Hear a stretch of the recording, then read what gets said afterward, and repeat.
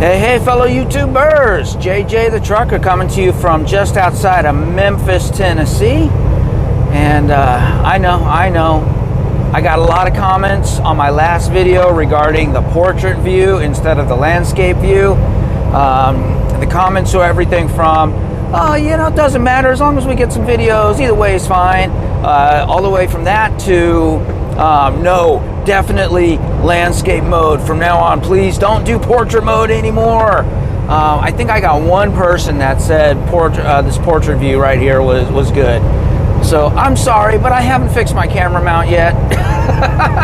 I've had some other stuff going on. I haven't really gotten around to it. I apologize, but I will get to it. I will, and we'll get videos again back in the landscape mode. But anyways, look at these trees, man. Look at these trees. All right, we're going to be approaching a patch of these trees, all ice covered. And yeah, I've been getting a lot of comments over, you know, especially today and yesterday. How am I doing with this weather, this storm that hit everywhere from El Paso, Texas, all the way diagonally across the U.S., all the way to the northeast. And let me get over here.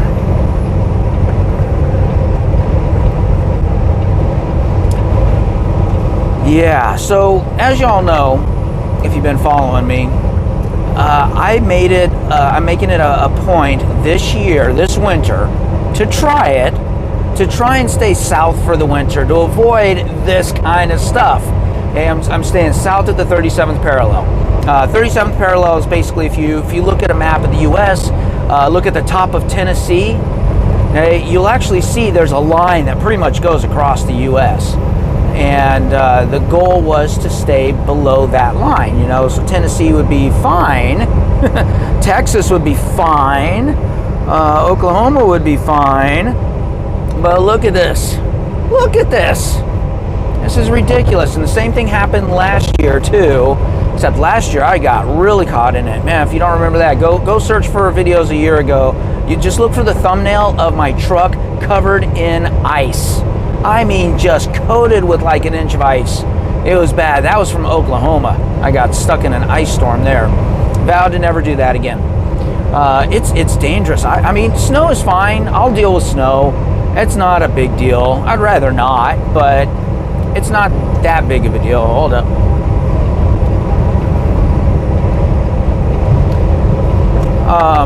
You know, rain to me is no big deal. I'll deal with rain all day long. You know, I don't shoot videos and stuff in the rain because I do focus and concentrate and all that. Wind is, you know, can get a little iffy. I want to definitely concentrate on that. But as long as I got a heavy load, I don't care. I'm fine with that. But ice, man, you just don't mess with ice. I mean, I've seen so many accidents out here on the road. The repercussions of the accidents, you know, I've only actually seen a small handful of them actually occur, but you pass by all these accidents that involve semis, and the majority of them are in, and I mean the real high majority of them are in bad weather. Number one is ice. Number two is snow. Number three is wind. Number four is rain. And those are, you know, career enders, possibly life enders. You know, it certainly could be career enders, if not a career ender, at least a massive impact to your business. And it's like, I'd rather not deal with it. To be honest with you, I'd rather just not deal with that. I am the only person that is bringing in any revenue for my business. Think of it that way. If something happens to my truck or to me, to where I can no longer bring in revenue from my business, nobody else is bringing in revenue to my business, then what am I going to do? Yeah, so no, I avoid this stuff like the plague. All right, let's see here. We got the speed limit slowing down anyway, so I'm not going to change lanes. Just going to slow her on down.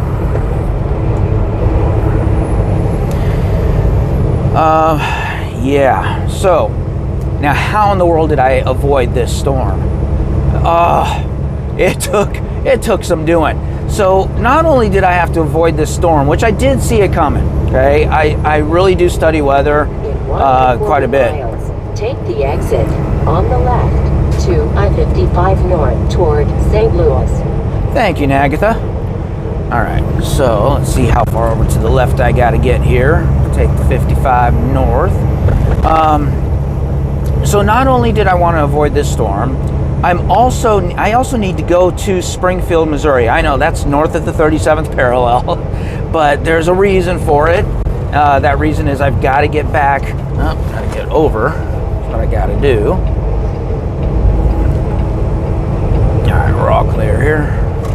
I got to get back to the Peterbilt dealership up there. That's over near Prime, because I never did get that work done. I never got the overhead done on my truck at 150,000 miles because there was a wait. Up now to left lanes. Then take the exit to I-55 North. Thank you. All right, so yeah, after waiting 2 days there, they then said, yeah, sorry, we got slammed. Everybody's in for work, for shop work. People are out due to the Rona.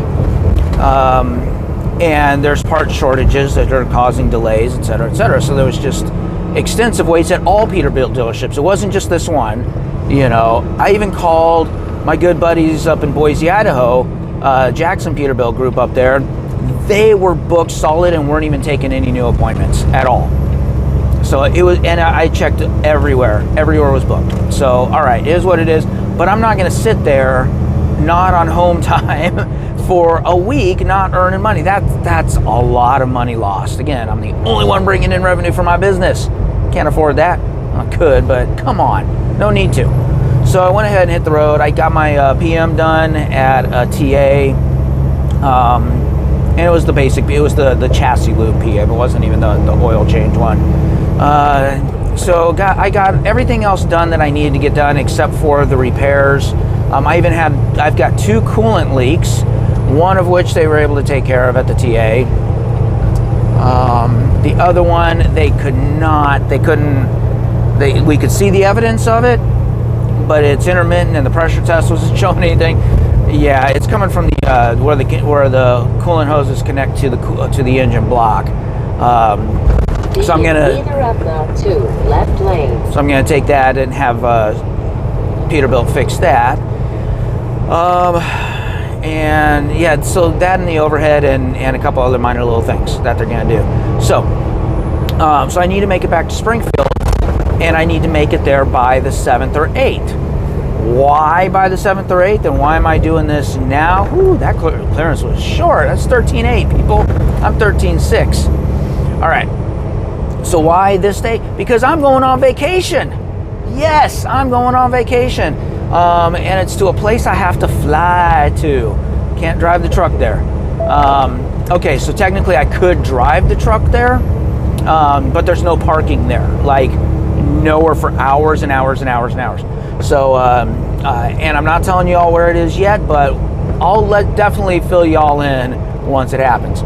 So I got to fly out there. I was going to fly from a different place, but now that I got to put the truck in the shop for this stuff, why not, instead of paying for storage of the truck in a secure location and who knows what's going on with it and it's just sitting there, hey, why not kill 2 birds with 1 stone? Now I'm going to have the truck at Peterbilt, Springfield, in their secure lot, along with the trailer, locked up and everything, so none of you Landstar people go, oh, there's an empty trailer I can use. I'm gonna have that thing locked up to the gills. You're not getting my trailer.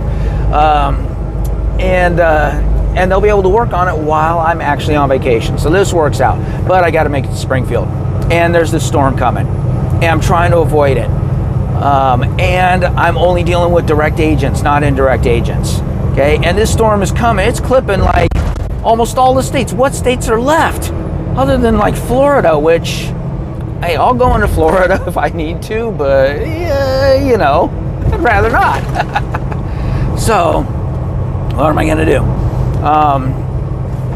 So I did find, of course, as I mentioned before, if you need to get somewhere specific, while you're at Landstar, it's a challenge.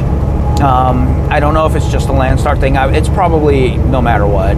If you're not going to a major hub area like Atlanta, it's going to be a challenge. You got to string together these loads to get you where you need to be. And I had it all strung together. I was all ready. I already had the one stop booked. I had to just call and make the other stops. And I dealt with a really good agent. And this is another thing. Somebody said, build agent relationships. Start really talking with these direct agents, and see what they've got available for you. They may be able to help you out. And this one agent, we kind of did that. I had been stuck in North Carolina, not stuck, but I was in North Carolina. Rates aren't great coming out of there. There was just other, slow freight in January, just a variety of things, and I just wasn't seeing a lot of good loads, and the loads I was seeing were being snatched up real quick. So I this agent that I did get a hold of, he had some loads that weren't on the board. They weren't the greatest of loads, but there were a few loads to choose from, and I chose one. It was okay. It got me into a better area in Texas. Okay, so that worked fine, and then I booked my next load in anticipation of being able to string together some loads going up to Oklahoma. Take the exit on the right to I-55 North toward St. Louis.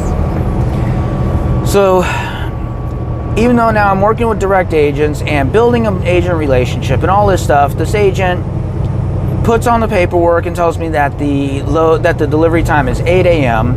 So I make my next pickup for later that afternoon. I get there to the receiver and nope, not 8 a.m. Your appointment's at 4 p.m. And this agent just was absolutely helpless too. It just like, well, I in the initial text from way because he had texted me a whole bunch of loads and stuff, and we had been going over a whole bunch of them. He did say 4 p.m. in that, but then he sent over the freight bills and everything, and it was 8 a.m. And I told him I was going to be there at 8 a.m., et cetera, et cetera. You got to go by what the freight bills and the rate con says, and they all said 8 a.m.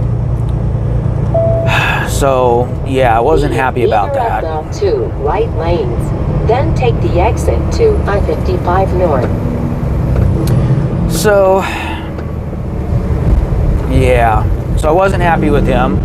So I'm not working with him as another one on my do not haul list because, look, people are going to make mistakes and that's fine.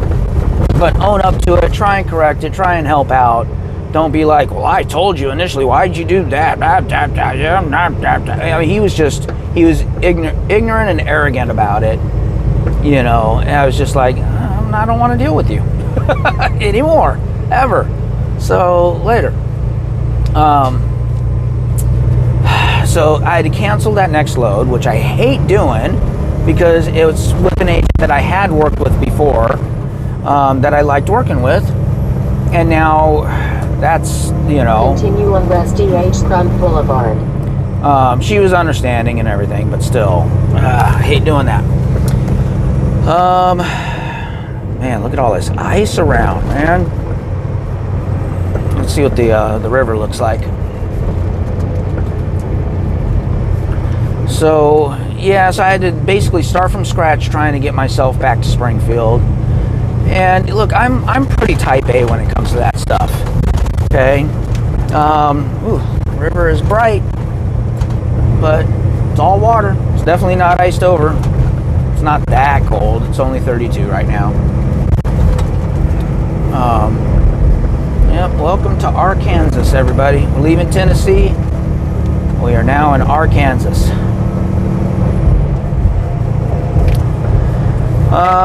So anyway, what was I going to do? I started working backwards. I had worked with this agent before to get to a different agent. This was PIT.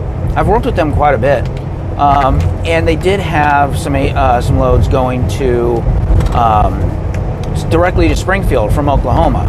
And that works out great. And I found that load, and then another load going from Mississippi to Oklahoma at the same location. And those are drop-in hooks. So basically I can pick up from Mississippi, go to one warehouse, drop the loaded trailer, pick up the other loaded trailer, and deliver it to Springfield, and I'm done. Now I just got to find a way to Mississippi. That was a bit of a challenge. Wasn't finding anything, so I was like, all right, I'm gonna have to, you know, I'm a little desperate here. I did find one load to get me towards Shreveport area, so I'm only about 6.5 hours from Mississippi, but I got like 2 days extra. I'm like, come on, I can figure something out. A little desperate though, you know, I don't want to be sitting. I don't want a deadhead. So I went ahead and went the indirect ship route. That beeping, by the way, is my pre-pass saying I get a bypass. Don't have to go into the weigh station. Obviously it's closed, so didn't have to do it anyway. So I turn off that filter. I'm like, all right, just give me a load. So turn that off. Of course, got to deal with all the BS. You know, remove all the agents that I don't want to deal with because I've already dealt with them and didn't like them. Terrible. One particular agency that's got like 85 different agent codes. They're a call center out of not El Paso. Now I can't even remember. Plano, Texas, or somewhere in Texas. It's a call center. They're no good, in my opinion. So I had to filter all those out. Then I filter out all the duplicates. Oh my goodness, some of these loads. One of them in particular was duplicated 12 times. Same exact load, listed 12 different times by 12 different agents, and 4 of those agent codes were from this one call center. Okay, that grips me more than a muddy old river or a reclining Buddha. Thank goodness I'm only watching the game, controlling it. Man, all right, that's my song quote of the week. If you know that song, throw that in the comments. Anyway, it irritates me that they get away with that stuff. It's ridiculous. You know that load's not available. It's not. It's long gone. I could call all 12 of them and, sorry, that load's been covered already. I'll take it off the board. Sure. Well, all right, this guy wants to get over.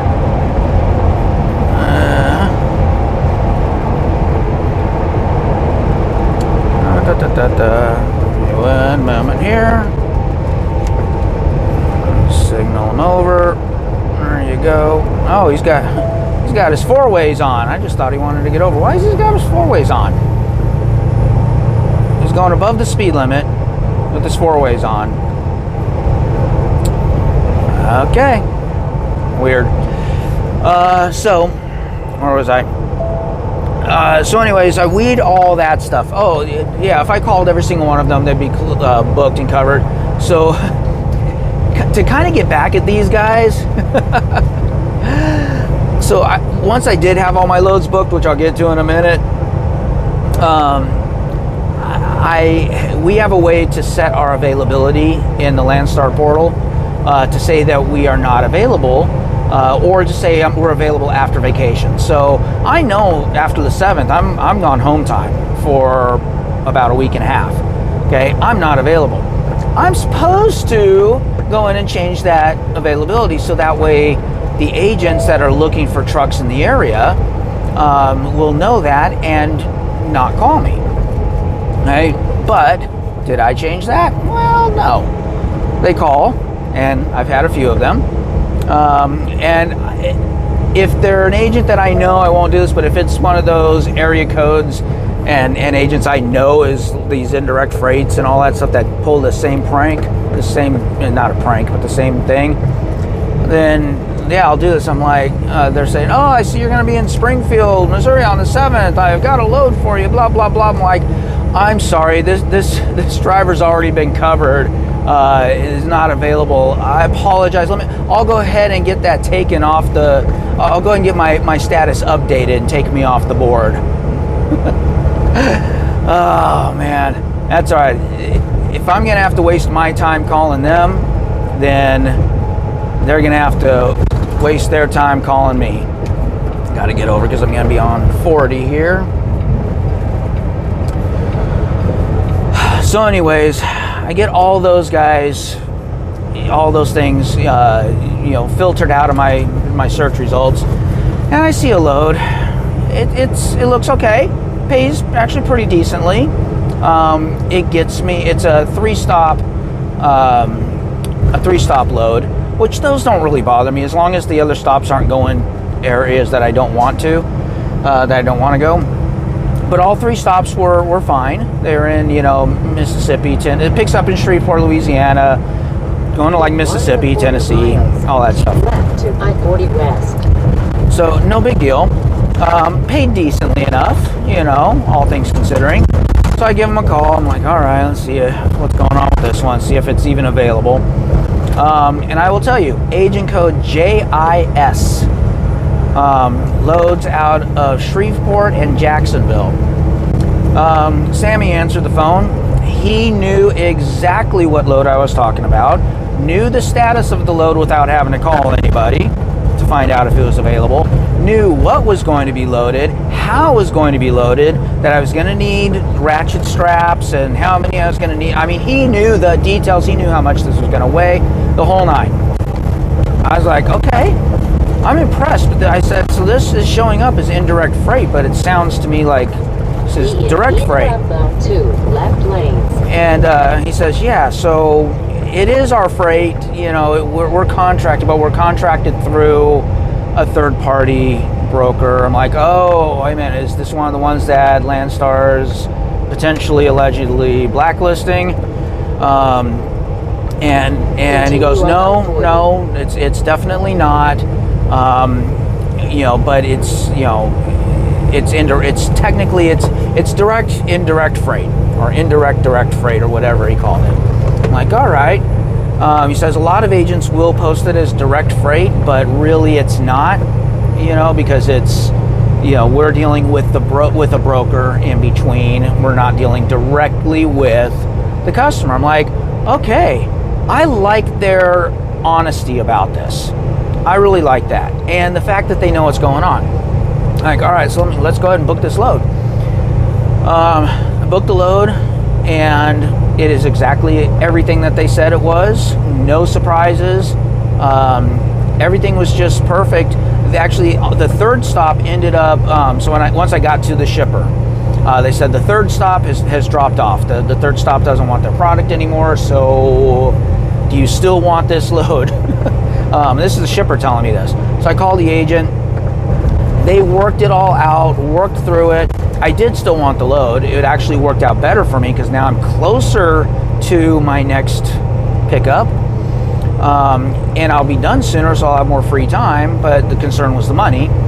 She fought for me, and not a dime was removed from that freight bill. Hold on, let me get over again.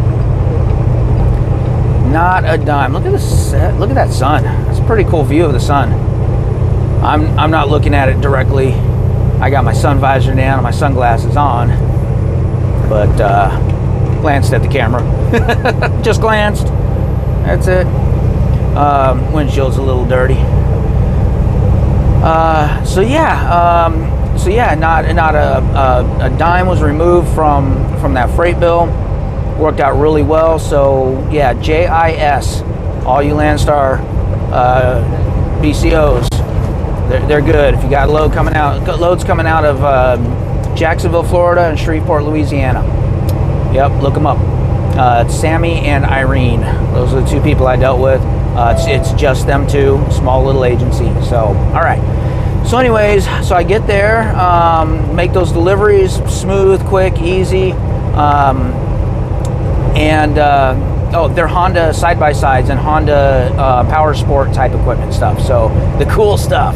Where am I? So anyways, then I went ahead and this morning picked up my load that was from Mississippi. I'm heading to Oklahoma now to do that drop and hook and head up to Springfield.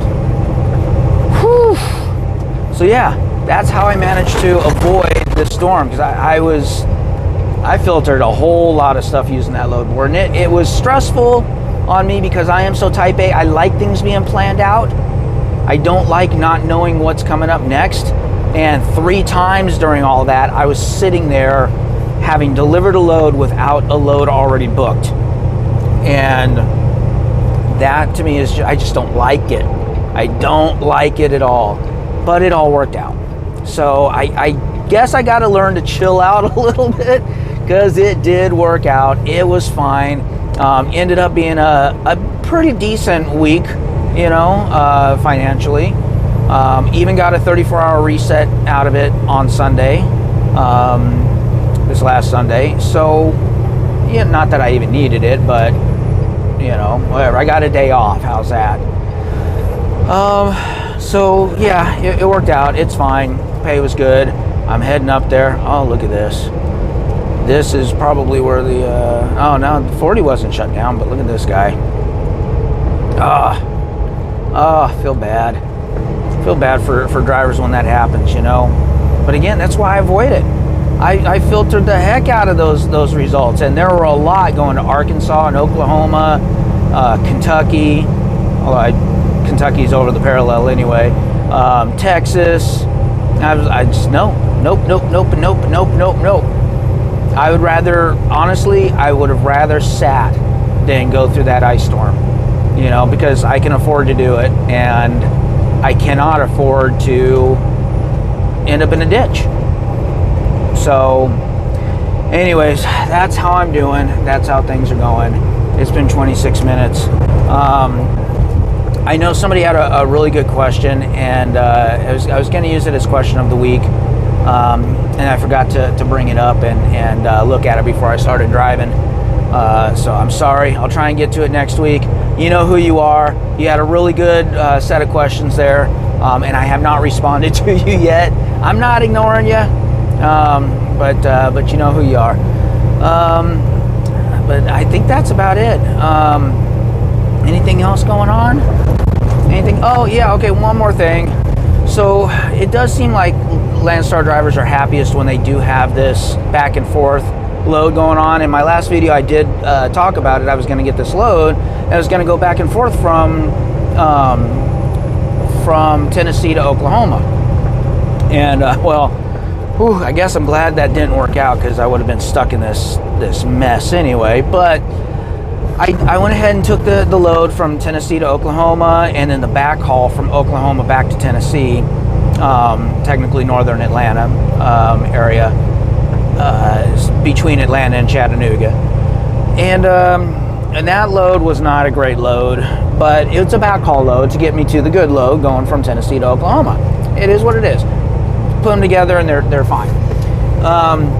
So I'm on this load, heading back, and I get a call from I tell the agent, hey, go ahead and book me for the next load coming out of Tennessee. And he calls me and says, so Landstar is blacklisting a whole bunch of customers because of them using a broker that is stealing Landstar agents and using Landstar's model and blah. I didn't really understand the whole thing of it. Now, this is from what an agent told me. I have not confirmed this. This is not anything official that I really know of, and I don't really know all the details. He was trying to explain it to me, but it's not really my forte on the agency side of how that all works. And I haven't been here long enough to really get a good grasp on that stuff yet. I'm learning. As I go, I'm learning. But don't quote me on any of this stuff. I don't really know all the details, but basically his customer was being blacklisted for using this particular other agent's broker, a non-Landstar broker or whatever. So yeah, he lost that load. So yeah, I was a little bummed out. Little bummed out about it. That's how I ended up in North Carolina, because here I was now in northern Atlanta and had to pick something up last minute, and ended up picking up something from Atlanta to North Carolina or northern South Carolina, and there was really nothing out there. Just bad timing. It is what it is. But again, in the end, it all worked out. If I had been on that load, I would have been stuck in this ice storm or sitting or something. So I'm glad that didn't work out. But I guess I will still, maybe once I'm back from vacation, start looking for some kind of regular thing. Again, my biggest issue on that is I need to break away and get to SoCal every once in a while. Now, if there were, I swear, if there were a Southern California to, Florida or Georgia Louisiana, in one of those southeast states, and a backhaul back.